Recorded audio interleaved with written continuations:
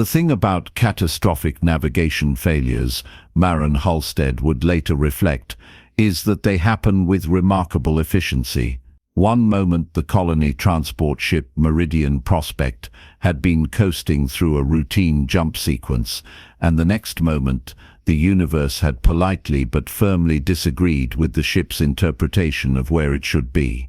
The disagreement resulted in what the emergency systems diplomatically classified as critical structural compromise, which was technical language for the ship coming apart like a poorly constructed sandwich.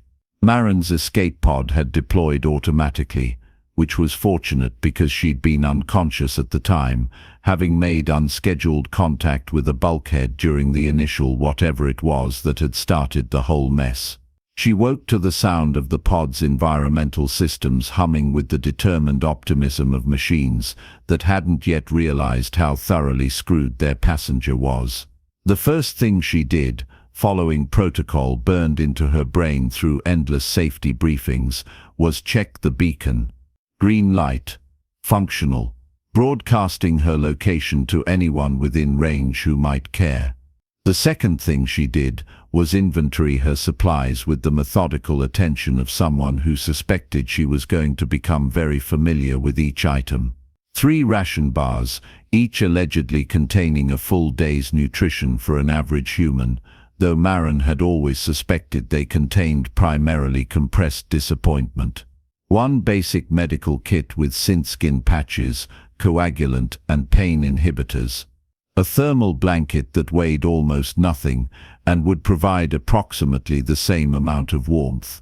A multi-tool that wanted to be useful, and a water reclaimer unit that upon closer inspection was making a grinding noise that water reclaimer units absolutely should not make. She gave the reclaimer an experimental shake. The grinding intensified. "Wonderful," she said to the empty pod, her voice rough from whatever she'd been breathing during decompression. "That's just spectacular." The pod's communication system chirped, indicating it had detected other emergency beacons in range. Maren pulled up the display and counted 7 distinct signals scattered across what the pod's limited sensors suggested was roughly a 100-kilometer radius. She activated the general distress frequency and transmitted a standard survivor check, identification, condition, supply status. The responses came back in a cascade that would have been almost funny if the situation weren't so comprehensively terrible. A Havathi crystalline collective, 3 individuals, intact but already reporting energy depletion from lack of proper UV exposure. A pair of coal in a pod designed for their aquatic biology, but with failing tank systems. 2 Millikan's wanderers, whose methane-breathing suits were showing red indicators for atmospheric leaks. And 3 other species, each broadcasting their own specific and entirely incompatible environmental requirements. Maren listened to each transmission, and then looked out the pod's small viewport at the landscape beyond. Kepler 442c stretched away in every direction in shades of rust and grey, iron-rich dust, ancient lava formations frozen in mid-flow billions of years ago, and absolutely nothing else. No vegetation, no water, no clouds in the thin atmosphere. The planet's official designation was geologically dormant, but the reality was simpler and more honest. This place was dead, had been dead for longer than most civilizations had existed, and had no interest in accommodating the needs of living things. The atmosphere was technically breathable for humans, though thin enough to make exertion unpleasant. The temperature, according to her suit's external sensors, was hovering at approximately -3 degrees Celsius. And the planet offered exactly 0 resources that anyone would traditionally consider useful for survival. Maren sat in her pod and listened to the other survivors' increasingly panicked transmissions about their deteriorating conditions. The Havathi were describing the onset of forced dormancy. The call were calculating hours until critical desiccation. The Millikan's wanderers were discussing their cultural protocols for dignified death. She pulled up the rescue projection on her display. Minimum response time, 18 days. More realistic estimate, 23 to 28 days, depending on ship availability and jump calculations. Maren looked at her 3 ration bars. She looked at her broken water reclaimer. She looked at the communications panel, where 7 different species were broadcasting 7 different versions of the same problem. She activated her transmitter. "This is Maren Halstead, Human Maintenance Technician, Pod 7J. I'm going to attempt to visit each crash site in sequence. I can't promise solutions, but I'll see what's possible. Halstead out." The communication channel went silent for a moment, and then the responses came. Confusion from the Hevathi, skepticism from the call, desperate hope from the Millikan's wanderers.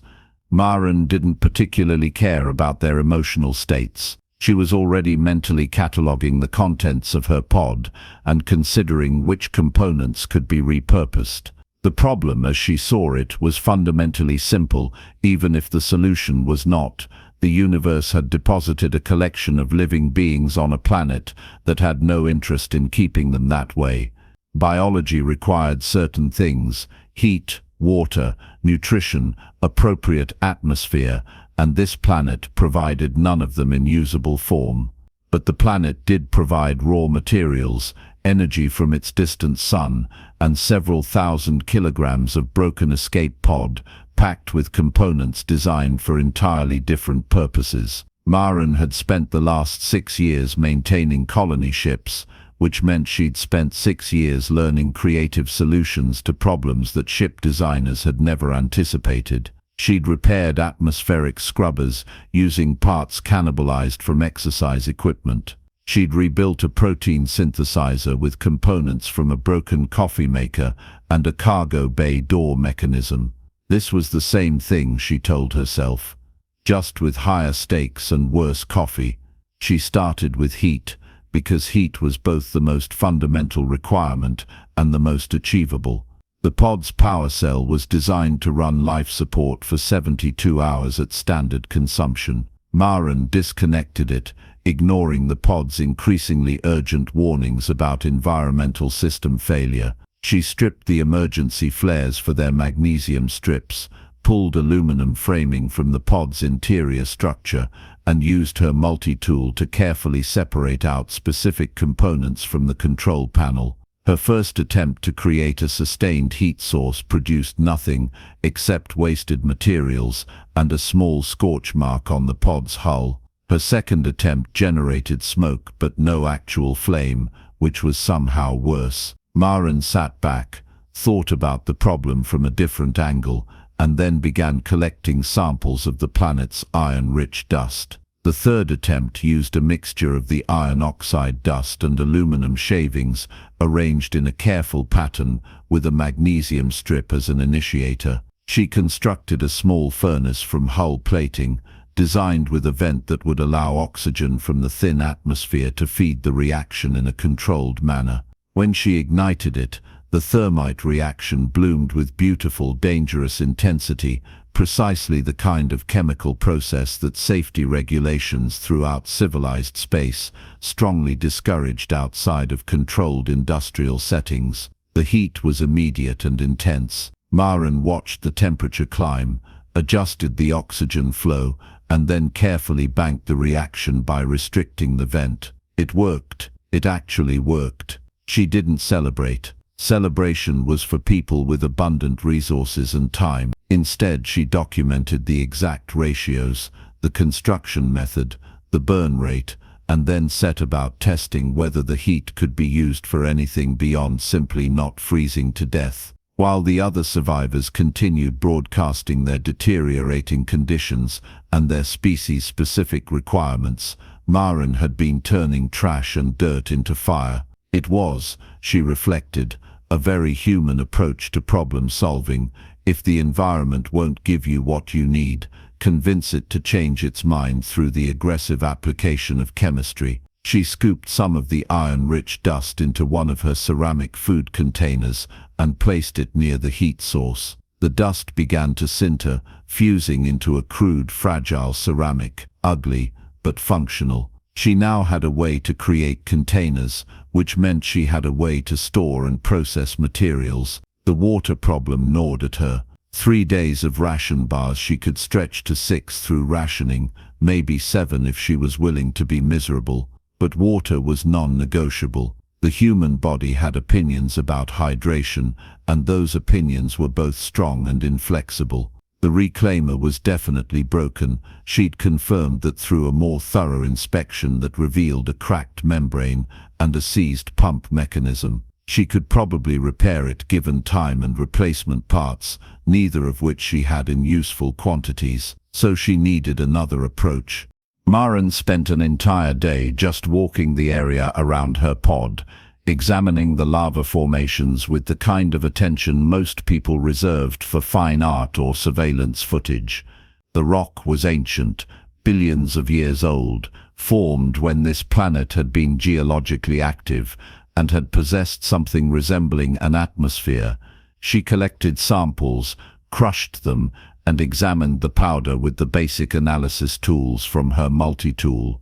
The readings were subtle, but they were there, trace hydroxyl groups locked into the mineral structure. Water molecules, essentially, bound into the rock from an era when Kepler 442c had possessed actual water on its surface. The amounts were pathetic, maybe a few hundred parts per million, but it was water, and water was water regardless of where it was hiding. She built a crude furnace using her sintered ceramic containers and hull plating. The design was simple but effective. Pulverized rock went into the heating chamber, temperature climbed to well above 600 degrees Celsius, and the released water vapor was captured in a cooled condensation chamber. She constructed from more hull plating and her thermal blanket. The first test run produced approximately 50 milliliters of water after an hour of operation. 50 milliliters, barely enough for a few swallows. The call, who had been monitoring her open transmission channel with increasingly confused interest, broadcast a question: why would you expend such significant energy for such minimal yield? Maren drank half of the water. It tasted like minerals and metal and possibility, and used the other half to run a quick analysis for microbial life. Nothing. The planet was sterile all the way down. She transmitted her response while building a second furnace. Because tomorrow I'll do it again, and the day after that, and in a week I'll have enough to matter. Halstead out. She expanded her operation, constructing 3 more furnaces and establishing a rotation system so that at least one was always in operation. The work was exhausting, collecting rock, pulverizing it with improvised tools, feeding the furnaces, collecting the pathetic yields, but it was progress measured in milliliters that accumulated into something resembling survival. Patience, Maren had learned through 6 years of maintenance work, was the most undervalued survival trait in the universe. Most species preferred quick solutions, elegant fixes, the satisfaction of immediate results. Humans, or at least humans like Maren, had a different approach. Identify the minimum viable progress, repeat it until it mattered, and ignore anyone who pointed out how stupid it looked in the meantime. Food was going to be the real problem. Maren sat in her pod on the 4th day, eating half of her final ration bar, with the slow, deliberate attention of someone making peace with scarcity. She had water now, barely enough, but enough. She had heat. She had basic shelter. But the ration bars were gone after this, and rescue was still at least 2 weeks away, probably longer. The planet offered no organic material, no bacteria, no fungi, no algae, nothing that could be remotely considered edible. She couldn't hunt because there was nothing to hunt. She couldn't forage because there was nothing to forage. The problem was absolute. She needed nutrition, and the universe had failed to provide any. She spent an entire day simply thinking, reviewing everything she'd learned during her training, every maintenance manual she'd ever read, every tertiary education module on chemistry and biology she'd absorbed while trying to understand the systems she worked on. Terraforming projects, failed colonies, the various ways humans and other species had tried to make hostile environments livable. The solution, when it came to her, was so absurd that she actually laughed, a sharp, surprised bark of sound that apparently transmitted over the open channel because the Hevathi immediately broadcast a query about whether she was experiencing psychological decomposition. "No," Maren transmitted back. "I'm experiencing a terrible idea. Stand by." She began collecting the thin atmospheric gases using a compression system she built from the pod's remaining life support components. The atmosphere was mostly nitrogen with carbon dioxide and trace amounts of methane and other compounds, not breathable for most species, barely adequate for humans but chemically useful. She ran electrical current from her carefully hoarded power reserves through the compressed gases. The process was primitive, probably wildly inefficient, and based on experiments that were centuries old, the Miller-Urey methodology that had demonstrated how organic compounds could form from inorganic precursors given the right conditions. The first results were disappointing: trace organic compounds, nothing remotely edible, probably toxic. But they were the building blocks, the amino acids and simple proteins that could theoretically be convinced to become nutrition if she could just figure out the right process. Maren modified her furnace system, creating a thermal cycling environment that alternated between heating and cooling.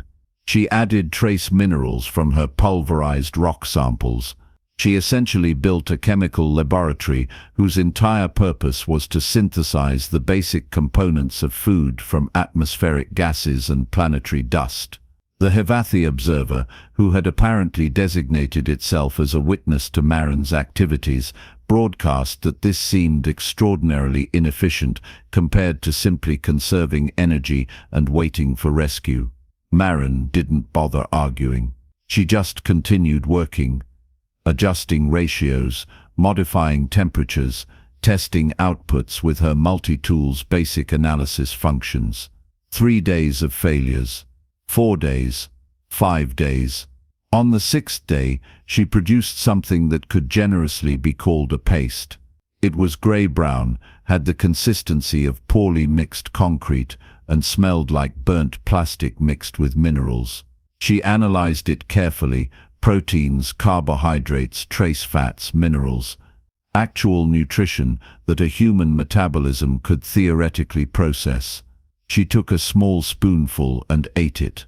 The taste was exactly as terrible as the smell had promised. Worse, possibly. Her body's immediate response was to question every decision that had led to this moment. But it was food, and food was survival, and survival meant she could improve the recipe tomorrow. She immediately set about doing exactly that, adjusting the synthesis process to reduce the burnt plastic notes and increase the theoretical nutritional density. It remained terrible, but terrible was better than dead. With her own survival systems established, inadequate but functional, Maren turned her attention to the problem she'd been avoiding: the other survivors. She couldn't visit all the crash sites. The distances were too great, her resources too limited, and some of the species had requirements she simply couldn't meet with available materials. But she could transmit detailed instructions, documented processes, step-by-step methodologies for everything she'd discovered. The problem was translation, both linguistic and conceptual. The Millikan's wanderers understood mechanical processes, but thought in terms of biological symbiosis rather than chemical engineering. Trying to explain thermite reactions to beings whose civilization was based on cultivating complementary organisms was like trying to explain music to someone who'd never heard sound. The Havathi comprehended energy systems perfectly, but had never needed to create anything in the way Maren was describing. Their entire civilization was based on growing crystalline structures through careful energy manipulation. The concept of taking dead materials and forcing them to become something else was almost philosophically offensive. Maren spent hours transmitting explanations, demonstrating processes through her suit's camera system, answering increasingly bizarre questions about human cognition and problem-solving approaches. "Why do you assume the dust can be changed?" a Havathi asked. "Because everything can be changed if you apply enough energy correctly," Maren responded, which apparently required 3 hours of additional explanation about human perspectives on material manipulation. But slowly, painfully, the other survivors began to replicate her methods. The call managed to create a water reclamation system that was actually more efficient than Maren's, because their understanding of fluid dynamics was vastly superior. They were aquatic beings, after all, and water was their fundamental medium. A Havathi realized that the same thermite reaction Maren used for heat could be modified to produce specific light wavelengths by adjusting the metallic components, which saved them from forced dormancy. The Millikan's wanderers built an atmospheric processing system that converted the planet's thin air into their required methane mixture. None of them were thriving. All of them were surviving. And survival, Maren had concluded, was just success that hadn't gotten around to celebrating yet. Rescue was now projected at 9 days out. An actual ship, an actual timeline, actual end to this situation. Most of the survivors were conserving energy, maintaining their systems, waiting for extraction.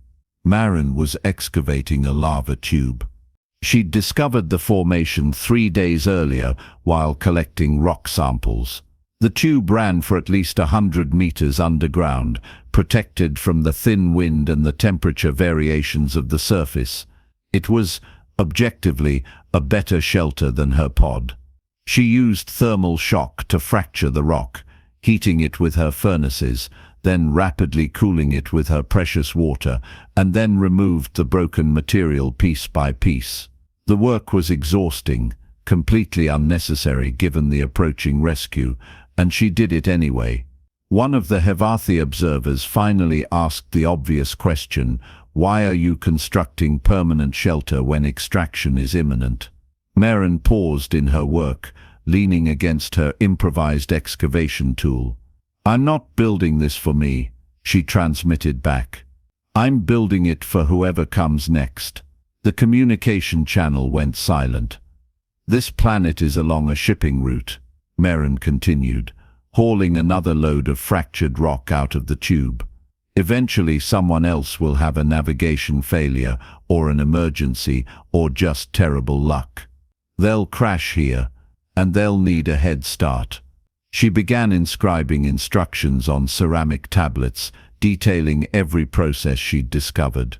Water extraction from rock, thermite heat generation, atmospheric synthesis of organic compounds. She stockpiled raw materials, processed iron oxide, aluminum fragments, ceramic containers. She built a beacon inside the shelter and powered it with a system that would theoretically run for decades using ambient solar energy and the planet's minimal thermal variations. The other survivors, monitoring this, began to do the same at their locations. The call built a comprehensive atmospheric processing station with detailed operation instructions. The Havathi grew crystalline markers that would point future survivors toward their cache of light generation components. The Millikan's wanderers constructed what they called a succession station, a facility designed to support the next group who would need exactly what they had needed. When the rescue ship Vala's Margin finally arrived, Captain Okonkwo found herself staring at her scanner readings with profound confusion.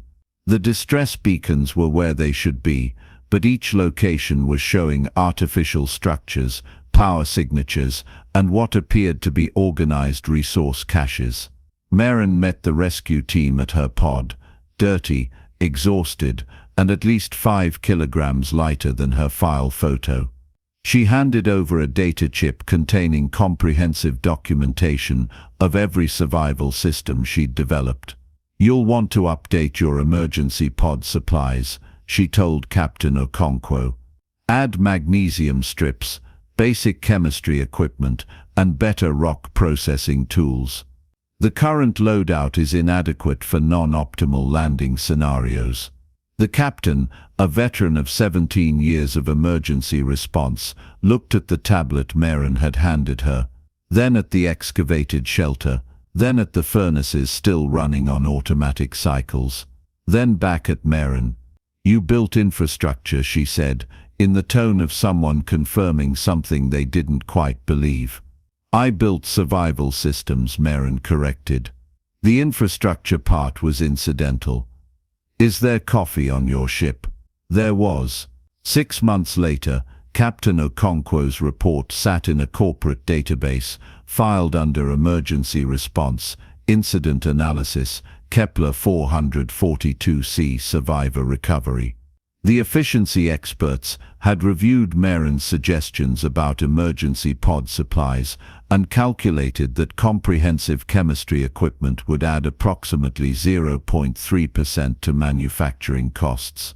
The recommendation was declined pending further cost-benefit analysis, which was corporate language for indefinite postponement. But something unexpected had happened among the various species who had survived Kepler 442c. They'd been talking to each other, sharing the experience, trying to articulate what had made the difference between despair and survival on that dead planet. The Havathi had developed a new phrase in their crystalline language that roughly translated to aggressive material reinterpretation. It was becoming popular among their youth cultures, a conceptual badge of honor for approaching problems with human-style stubbornness. The call had updated their cultural database with extensive notes about human psychology, particularly the section on unusual tolerance for iterative failure and willingness to pursue inefficient solutions that eventually become efficient through repetition. The Millikan's wanderers had begun teaching their children about what they called the patience of stone, a philosophical framework based on Maren's approach to turning a hostile environment into a survivable one through nothing more than consistent, unglamorous effort. Maren herself had returned to her maintenance job on a different colony ship, where she was currently cataloging emergency supplies and quietly adding magnesium strips to every pod that passed through her bay. She noted them in the inventory system as thermal emergency backup, miscellaneous, which was technically accurate and unlikely to trigger any cost analysis alerts. She was also eating a particularly disappointing cafeteria meal when the notification came through about the Havathi cultural database update. She read it while chewing something that was allegedly vegetable protein but tasted like the amino acid paste she'd synthesized on Kepler 442c, except somehow worse.